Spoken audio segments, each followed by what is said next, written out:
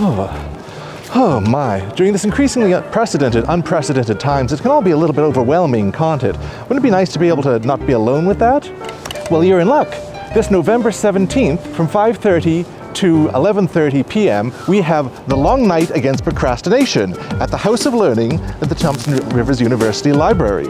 You'll be able to have drop-in sessions with math tutors, writing tutors, librarians, citation stations, all sorts of personalized help when you need it. Not only that, but there'll also be wellness workshops and roundtables of students, academic workshops, including a discussion of why peer review matters and how it can be applied to anything, even studying ghosts.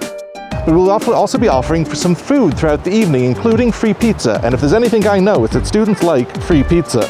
You'll also be able to hang out in the board game room, hosted and organized by the Chusu Gaming Club, your very own gaming society on campus.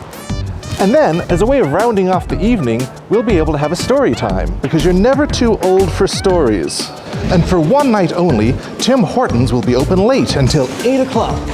And that's not the only thing that'll be open late. During Long Night, the Makerspace will be open from 5:30 until 8, where you can make your own buttons, as well as play around with virtual reality, such as Beat Saber. Oof. Oof. The best kind of paper is free paper. During the Long Night, you won't have to bring your own paper in order to do printing at the library, which just makes everything a little bit easier. Isn't that right, my friend?